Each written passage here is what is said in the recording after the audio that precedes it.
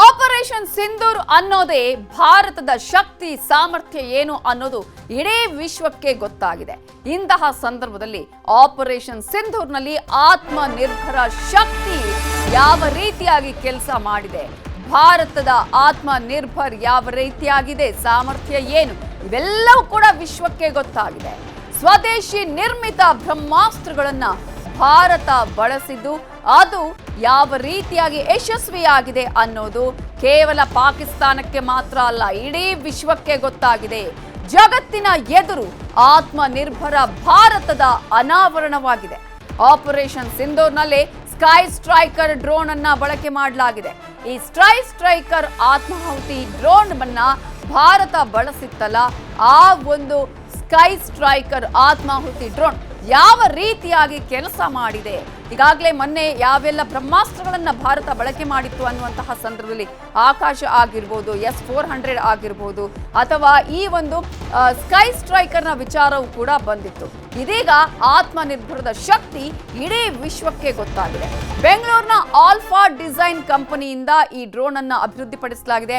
ಸುಮಾರು 10 kg ತೂಕದ bomb ಅನ್ನ ಇದು ಹೊತ್ತೊಯ್ಯುತ್ತೆ. 100 ಕಿಲೋಮೀಟರ್ ಚಲಿಸುವ ಸಾಮರ್ಥ್ಯವನ್ನ ಈ ಸ್ಕೈ ಸ್ಟ್ರೈಕರ್ ಹೊಂದಿದೆ. 7 ನಿಮಿಷದಲ್ಲಿ 20 ಕಿಲೋಮೀಟರ್ ಚಲಿಸುವಂತಹ ಸಾಮರ್ಥ್ಯ ಇದೆ.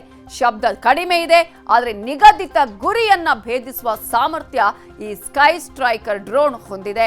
ಇದು ಬೆಂಗಳೂರಿನ ಕಂಪನಿ ಅನ್ನೋದು ಕೂಡ ನಮ್ಮ ಹೆಮ್ಮೆ. ಸೈಲೆಂಟ್ ಕಿಲ್ಲರ್ ಅನ್ನೋದು ಇದಕ್ಕೆ ಹೆಸರು. ಉಗ್ರರ ನೆಲೆಗಳ ಮೇಲೆ ಬಿದ್ದ ಸ್ಯೂಸೈಡ್ ಡ್ರೋನ್ಗಳು ತಯಾರಾಗಿದ್ದು ನಮ್ಮ ಬೆಂಗಳೂರಿನಲ್ಲಿ. ಪಾಕ್ನ ವಾಯುನೆಲೆಗಳ ಧ್ವಂಸಕ್ಕೂ ಬಳಕೆಯಾಗಿದೆ. ಇದರ ಬಗ್ಗೆ ಮಾಹಿತಿಯನ್ನ ಕೊಟ್ಟಿದ್ದಾರೆ ನಮ್ಮ ರಿಪೋರ್ಟರ್ ಹರೀಶ್ ಉಪಾಧ್ಯ. ಈ ಇಡೀ ಆಪರೇಷನ್ ಸಿಂಧೂರ್ನಲ್ಲಿ ಒಂದು ಎದ್ದು ಕಾಣೋ ಅಂಶ ಅಂದರೆ ಇಂಡಿಯಾ ವಾರ್ಫೇರ್ ಟೆಕ್ನಿಕ್ ಏನಿದೆ, ಅದರಲ್ಲಿ ಬಹುಶಃ ಪ್ರಪ್ರಥಮ ಬಾರಿಗೆ ಟೆಕ್ನಾಲಜಿ ಡ್ರಿವನ್ ವಾರ್ಫೇರ್ ಆಗಿದೆ. ಇದು ಡ್ರೋನ್ಗಳ ಬಳಕೆ ಇರ್ಬೋದು, ಸರ್ವೆಲೆನ್ಸ್ಗೆ ಹೇಗೆ ಬೇರೆ ಬೇರೆ ಪ್ಲ್ಯಾಟ್ಫಾರ್ಮ್ಗಳನ್ನ ಬಳಕೆ ಮಾಡಿದ್ರು ಅದಿರ್ಬೋದು, ಅಥವಾ ಹೇಗೆ ಅಟ್ಯಾಕ್ ಮಾಡಲಿಕ್ಕೆ ಅಥವಾ ಒಂದು ವೆಪನ್ನ ತೊಗೊಂಡೋಗಿ ಅಥವಾ ಒಂದು ಬಾಂಬ್ನ ತೊಗೊಂಡೋಗಿ ಡೆಲಿವರ್ ಮಾಡಲಿಕ್ಕೆ ಡ್ರೋನ್ಸು, ಲಾಯ್ಟಿಂಗ್ ಮ್ಯುನಿಷನ್ ಅಂತ ಏನು ಹೇಳ್ತಾರೆ ಅದನ್ನ ಬಳಕೆ ಇರ್ಬೋದು, ಅದೆಲ್ಲ ಪ್ರಪ್ರಥಮ ಬಾರಿಗೆ ಆಗಿದೆ ಭಾರತದಿಂದ. ಹಾಗೆಯೇ ನೀವು ಡ್ರೋನ್ಗಳ ಬಗ್ಗೆ ಮಾತಾಡಿದಾಗ ಬಹುಶಃ ಮೊದಲನೇ ಸ್ಥಾನದಲ್ಲಿ ನಿಲ್ಲೋದು ಸ್ಕೈ ಸ್ಟ್ರೈಕರ್ ಅಂತ. ಇಲ್ಲಿ ನೋಡ್ತಾ ಇದ್ದೀರಾ, ಇದು ಎಸೆನ್ಷಿಯಲಿ ಒಂದು ಡ್ರೋನು. ಇದರಲ್ಲಿ ನೀವು ಒಂದು ಪೇಲೋಡ್ ಅಂದರೆ ಒಂದು ಬಾಂಬ್ನ ತೊಗೊಂಡು ಹೋಗಿ ಒಂದು ಪ್ರಿಸಿಷನ್ ಇರೋ ಏರಿಯಾಲಿ ಡ್ರಾಪ್ ಮಾಡ್ಬೋದು. ಇದನ್ನ ಮುಂಚೆನೇ ನಿರ್ಧಾರಿತ ಏರಿಯಾದಲ್ಲಿ ಆ ಬಾಂಬ್ನ ಡ್ರಾಪ್ ಮಾಡ್ಬೋದು. UAV ಲಾಯ್ಟ್ರಿಂಗ್ ಮ್ಯುನಿಷನ್ ಅಂತಲೂ ಕರೀತಾರೆ. ಅದೇ ಬೇಸಿಕ್ಲಿ ಡ್ರೋನ್. ಇದರಲ್ಲಿ ಒಂದು ಕ್ಯಾಮ್ರಾ ಕೂಡ ಇರುತ್ತೆ. ಅದು ಸತತವಾಗಿ ಡೇಟಾನ ಒಂದು ಮಾನಿಟರಿಂಗ್ ಸೆಂಟರ್ ಅಥವಾ ಕಂಟ್ರೋಲ್ ಸೆಂಟರ್ಗೆ ರಿಲೇ ಮಾಡ್ತಾನೆ ಇರುತ್ತೆ. ಹಾಗೆಯೇ ಕಮಾಂಡ್ ಕೊಟ್ಟಾಗ ಆ ಬಾಂಬ್ನ ಡ್ರಾಪ್ ಮಾಡುತ್ತೆ. ಇದು ಸ್ಕೈ ಸ್ಟ್ರೈಕರ್ ಅಂತ ಕರೀತಾರೆ. ಇದನ್ನ ಮ್ಯಾನುಫ್ಯಾಕ್ಚರ್ ಮಾಡ್ತಾ ಇರೋದು ಬೆಂಗಳೂರಿನ ಒಂದು ಕಂಪನಿ ಆಲ್ಫಾ ಡಿಸೈನ್ಸ್ ಅಂತ. ಇದೊಂದು ಕೊಲ್ಯಾಬ್ರೇಷನ್ ಆಲ್ಫಾ ಡಿಸೈನ್ ಮತ್ತು ಇಸ್ರೇಲ್ನ ಎಲ್ಬಿಟ್ ಸಿಸ್ಟಮ್ ಏನಿದೆ ಅದು. ಹಲವಾರು ಫೀಚರ್ಸ್ ಇದೆ ಈ ಒಂದು ಡ್ರೋನ್ನಲ್ಲಿ. ಅದಕ್ಕೆ ಭಾರತದ ಆರ್ಮ್ಡ್ ಫೋರ್ಸಸ್ ಇದನ್ನ ತೊಗೊಂಡಿದ್ರು. ಬಹುಶಃ ಇದನ್ನ ಯೂಸ್ ಕೂಡ ಮಾಡಿರ್ಬೋದು. ಆದರೆ ಸತತವಾಗಿ ಆರ್ಮಿ ಹೇಳುತ್ತೆ ನಾವು ಆಪರೇಷನ್ ಸಿಂಧೂರಲ್ಲಿ ಯಾವ ಪ್ಲ್ಯಾಟ್ಫಾರ್ಮ್ನ, ಡ್ರೋನ್ಸ್ನ, ಆಮ್ಯುನಿಷನ್ನ ಯೂಸ್ ಮಾಡಿದ್ದೀವಿ ಅಂತ ಮಾತಾಡಲ್ಲ ಅಂತ. ಬಟ್ ಯಾವ ರೀತಿ ಡ್ಯಾಮೇಜ್ ಆಗಿದೆ, ಹೆಂಗೆ ಅಟ್ಯಾಕ್ ಮಾಡಿದ್ದಾರೆ ಅಂತ ನೋಡೋದಾದರೆ ಬಹುಶಃ ಈ ಕೆಲವೊಂದು ಡ್ರೋನ್ಸ್ಗಳನ್ನ ಯೂಸ್ ಮಾಡಿದ್ದಾರೆ ಅನ್ನೋದು ಡಿಫೆನ್ಸ್ ಆ್ಯನಲಿಸ್ಟ್ ಏನಿದ್ದಾರೆ ಅವ್ರದ್ದೊಂದು ಒಪಿನಿಯನ್ನು. ಇಲ್ಲಿ ಯೂಸ್ ಮಾಡಿರೋ ಬೇರೆ ಬೇರೆ ರೀತಿ ವೆಪನ್ಗಳಿರ್ಬೋದು, ಟೆಕ್ನಾಲಜಿ ಇರ್ಬೋದು, ಬಹುಶಃ ಅದೆಲ್ಲವೂ ಕೂಡ ಭಾರತದಲ್ಲೇ ಆಗಿರೋದು. ಅಥವಾ ನಾನು ಹೇಳ್ದಂಗೆ ಆಲ್ಫಾ ಡಿಸೈನ್ಸ್ ಥರ ಎಲ್ಲೋ ಒಂದು ಕಡೆ ಜಾಯಿಂಟ್ ವೆಂಚರ್ ಮಾಡಿಕೊಂಡು ಬೇರೆ ಇಸ್ರೇಲಿ ಫಾರ್ಮಿಂದ ಭಾರತದಲ್ಲೇ ಮ್ಯಾನುಫ್ಯಾಕ್ಚರ್ ಮಾಡ್ತಾ ಇರೋದು. ಇದು ತುಂಬ ಎದ್ದು ಕಾಣ್ತಾ ಇದೆ. ಆಲ್ಫಾ ಡಿಫೆನ್ಸ್ ಇದೊಂದೇ ಅಲ್ಲ, ಆಲ್ಫಾ ಡಿಸೈನ್ಸ್ ಅವರು ಸಾಕಷ್ಟು ಬೇರೆ ಬೇರೆ ಕಾಂಟ್ರಾಕ್ಟ್ಗಳಲ್ಲೂ ಕೂಡ Indian army, Indian arm forces ಜೊತೆ ಕೈ ಜೋಡಿಸಿದ್ದಾರೆ. ಒಂದು ಅಂಶ ತುಂಬ ಸ್ಪಷ್ಟವಾಗಿ ಕಾಣಿಸ್ತಾ ಇದೆ. ಲೆಗಸಿ PSU ಡಿಫೆನ್ಸ್ ಫರ್ಮ್ಸ್ಗಳಿರ್ಬೋದು, BEL, ಬೇರೆ ಬೇರೆ ಫರ್ಮ್ಸ್ಗಳಿರ್ಬೋದು, BDL ಬೇರೆ ಇರ್ಬೋದು, ಅಥವಾ ಈ ಥರ ನ್ಯೂ ಏಜ್ ಕಂಪ್ನಿಗಳಿರ್ಬೋದು, ಆಲ್ಫಾ ಡಿಸೈನ್ಸು, ಬೇರೆ ಬೇರೆ ಕಂಪ್ನಿಗಳು, ಇವರೆಲ್ಲ ಬಂದು ಒಂದಿಷ್ಟು ಟೆಕ್ನಾಲಜಿ ಮತ್ತು ಹಾಗೆ ವೆಪನ್ಸ್ನ ಭಾರತದ ಆರ್ಮಿಗೆ ಕೊಟ್ಟಿದ್ದಾರೆ.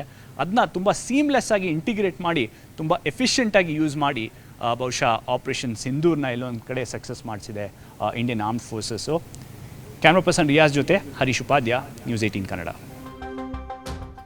ಬೆಂಗಳೂರಿನ ಬೆಂಗಳೂರಿನ ಆಲ್ಫಾ ಡಿಸೈನ್ ಕಂಪನಿಯ ಮುಖ್ಯಸ್ಥರು ಈ ಏರ್ ಸ್ಟ್ರೈಕ್ ಡ್ರೋನ್ ಬಗ್ಗೆ ವಿವರಿಸಿದ್ದಾರೆ, ನೋಡೋಣ.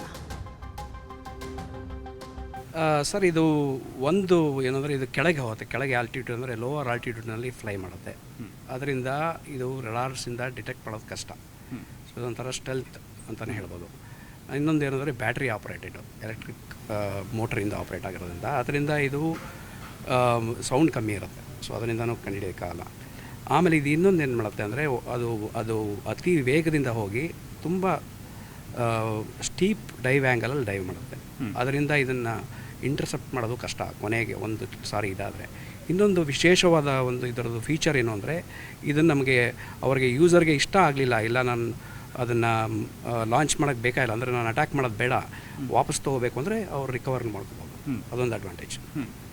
ಸರ್, ಇನ್ನೊಂದು ಹಲವಾರು ಜನ ಇದ್ರ ಬಗ್ಗೆ ಮಾತಾಡ್ತಾ ಇರೋದು, ಎಷ್ಟು ದೂರ ಹೋಗಬಲ್ಲದು ಇದು, ಮತ್ತು ನಾವು ಒಂದು ಬಾಂಬ್ ಬಗ್ಗೆ ಮಾತಾಡಿದಾಗ, ಪೇಲೋಡ್ ಬಗ್ಗೆ ಮಾತಾಡಿದಾಗ ಎಷ್ಟು ಕ್ಯಾರಿ ಮಾಡುತ್ತೆ ಪೇಲೋಡು ಅಂತ. ಇದು ಒಂದು 5ರಿಂದ 10 kg ತನಕ ಪೇಲೋಡ್ ಮಾಡ್ಬೋದು. ಪೇಲೋಡ್ ಕಮ್ಮಿ ಆದಾಗ ಇದರ ಎಂಡ್ಯೂರೆನ್ಸ್ ಜಾಸ್ತಿ ಆಗುತ್ತೆ. ಅದರಿಂದ ನಾವು ಜಾಸ್ತಿ ಬ್ಯಾಟ್ರಿ ಹಾಕಿ ಎಂಡ್ಯೂರೆನ್ಸ್ ಜಾಸ್ತಿ ಆಗುತ್ತೆ, ಅದರ ರೇಂಜ್ ಕೂಡ ಜಾಸ್ತಿ ಆಗುತ್ತೆ. ಸೊ ಇದು ಒಂದು 100 ಕಿಲೋಮೀಟರ್ ತನಕ ಹೋಗುತ್ತೆ, ಬಟ್ ಎಕ್ಸ್ಟೆಂಡಬಲ್ ಆಲ್ಸೋ. ಇದು ಬಹಳ ಚಿಕ್ಕ ಒಂದು unmanned aerial vehicle, is also called as loitering munition ಅಂತ. ಇದರದ್ದು RCS ತುಂಬ ಕಡಿಮೆ. RCS ಅಂದರೆ ರಡಾರ್ ಕ್ರಾಸ್ ಸೆಕ್ಷನ್ ಅಂತಾರೆ. ನಿಜವಾದ ಕ್ರಾಸ್ ಸೆಕ್ಷನ್ ದೊಡ್ಡದಿರ್ಬೋದು, ಅದು ರಡಾರಿನ ಕಣ್ಣಿಗೆ ಏನು ತೋರ್ತದೆ ಅದು that is called as RCS. Stealth aircraft ಅಂತ ನೀವು ಕೇಳಿರ್ಬೋದು. F-11 ತುಂಬ ದೊಡ್ಡದು ಏರ್ಕ್ರಾಫ್ಟ್, ನೋಡೋಕ್ಕೆ ದೊಡ್ಡದಿರುತ್ತೆ. ಬಟ್ ರಡಾರ್ ಕಣ್ಣಿಗೆ ಅದು ಬಹಳದೇ ಚಿಕ್ಕದಿರುತ್ತೆ. ಯಾಕಂದರೆ ಅದರಲ್ಲಿ ರಡಾರ್ ಅಬ್ಸಾರ್ಬೆಂಟ್ ಮೆಟೀರಿಯಲ್ ಇರುತ್ತೆ, ರಡಾರ್ ಸಿಗ್ನಲ್ಸನ್ನು ರಿಫ್ಲೆಕ್ಷನ್ ಮಾಡುತ್ತೆ. ಸೊ ಅದೇ ಥರ ಇದು ಬಹಳ ಚಿಕ್ಕ ಏರ್ಕ್ರಾಫ್ಟ್ ಆದ್ದರಿಂದ ಇದರದ್ದು ರಡಾರ್ ಕ್ರಾಸ್ ಸೆಕ್ಷನ್ ಅನ್ನೋದು ಬಹಳನೇ ಕಮ್ಮಿ ಇರುತ್ತೆ. ಅದು ಮತ್ತು ಭಾಳ ಕಮ್ಮಿ ಹೈಟಲ್ಲಿ ಹೋಗೋದ್ರಿಂದ ರಡಾರು ಇದನ್ನು ಡಿಟೆಕ್ಟ್ ಮಾಡೋಕ್ಕೆ ಸಾಧ್ಯನೇ ಇಲ್ಲ. ಭಾಳ ಕೆಳಗಿನ ಆಲ್ಟಿಟ್ಯೂಡಲ್ಲಿ ಹೋಗ್ತಾ ಇರುತ್ತೆ ಮತ್ತು RCS ತುಂಬ ಕಮ್ಮಿ ಇರೋದ್ರಿಂದ ರಡಾರ್ಗೆ ಡಿಟೆಕ್ಟ್ ಆಗದೇ ಫ್ಲೈ ಆಗುವಂಥ ಒಂದು ಕೆಪಬಿಲಿಟಿ ಇದಕ್ಕಿದೆ. ಆಲ್ಫಾ ಡಿಸೈನ್ ಲಾಸ್ಟ್ ಇಯರ್ನಲ್ಲಿ 1,050 ಕೋಟಿ ಮಾಡಿದ್ದಾರೆ. ವಿತ್ 15-16% EBITDA ಬಂದಿದೆ. PBT also quite good. So ಇವಾಗ ನಮಗೆ order strong 10,000 crores order book ಇದೆ. ಆ್ಯಂಡ್ ಆಲ್ಸೋ ಇನ್ 1 ಇಯರ್ನಲ್ಲಿ ಇನ್ನೊಂದು 10,000 ಕೋಟಿ ಆರ್ಡರ್ ಬುಕ್ ಬರೋ ಸಾಧ್ಯತೆ ಜಾಸ್ತಿ ಉಂಟು. And going very very strong and positive.